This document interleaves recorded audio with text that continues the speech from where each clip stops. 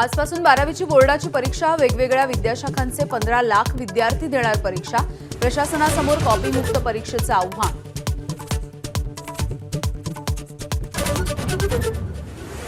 मस्साजोगचे दिवंगत सरपंच संतोष देशमुखांची कन्या वैभवीची सुद्धा 12वीची परीक्षा.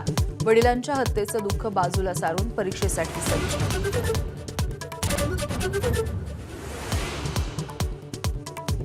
सरपंच संतोष देशमुखांची हत्या करून पळणाऱ्या आरोपींचं सीसीटीव्ही फुटेज समोर. हत्येच्या नंतर संध्याकाळी धाराशिवच्या वाशीमध्ये गाडी सोडून पळाले 6 आरोपी. राज्य मंत्रिमंडळाची आज बैठक. स्थगिती देण्यात येणाऱ्या योजना आणि लाडकी बहीण योजनेच्या विषयी चर्चा होण्याची शक्यता.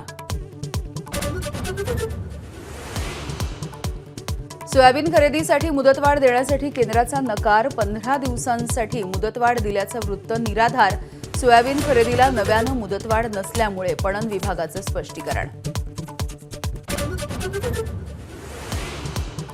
दिल्लीच्या मुख्यमंत्रीपदासाठी भाजपकडून प्रवेश वर्मा यांचं नाव आघाडीवर. भाजप आणि संघाकडून नावावरती शिक्कामोर्तब झाल्याची सूत्रांची माहिती. अभूतपूर्व गर्दीमुळे संपूर्ण प्रयागराज कुंभमेळा परिसरामध्ये वाहनांना प्रवेश बंदी. उद्या माघ पौर्णिमेपर्यंत कुंभमेळ्यात अत्यावश्यक वाहनं वगळता सर्वांसाठी असणार नो व्हेकल झोन.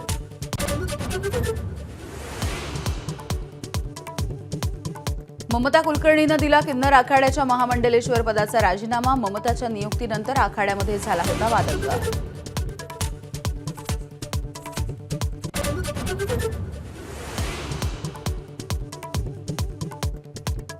आणि सोन्यानं गाठला ऐतिहासिक उच्चांक. सोनं 88,200 रुपये प्रति तोळा.